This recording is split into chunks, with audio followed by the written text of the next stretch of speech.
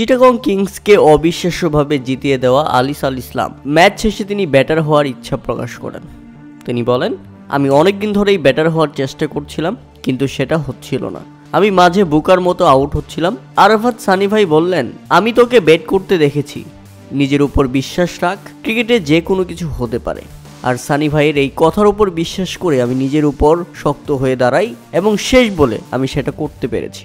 প্রিয় দর্শক, অন্যান্য দেশের বোলাররাও ম্যাচ জেতানোর জন্য যথেষ্ট ব্যাটিং করতে পারে, তবে আমাদের দেশে সেই তুলনায় অনেক কম যেখানে বোলাররা ব্যাটিং করতে পারে। তবে উচিত সবারই ব্যাটিং প্র্যাকটিসটা করে নেওয়া, কারণ ক্রিকেটে যে কোনো সময় যে কোনো কিছু হতে পারে। তাই প্রত্যেকটা ক্রিকেটারকেই, সে ব্যাটার হোক কিংবা বোলিং, তার ব্যাট চালানোটা ভালোভাবে আয়ত্ত করা উচিত। খুলনার বিপক্ষে আলিস আল ইসলাম যেটা করেছে সেটা একেবারেই অবিশ্বাস্য ছিল, কারণ আমরা তাকে শুধুমাত্র বলার মনে করতাম, কিন্তু সে যে ব্যাটিংটাও ভালো পারে সেটা কিন্তু অনেকেই জানতো না।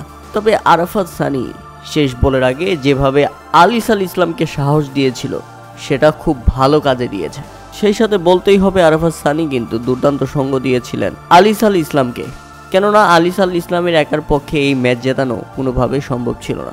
আপনারা যদি দেখেন, আরাফাত সানি খেলেছেন 13 বলে 18 রানের অপরাজিত ইনিংস।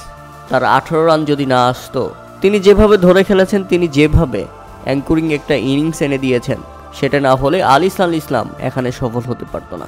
চিটাগং কিংসের ফাইনালে পৌঁছে যাওয়ার পেছনে সবচেয়ে বড় ভূমিকা আমি মনে করছি আরাফাত সানির।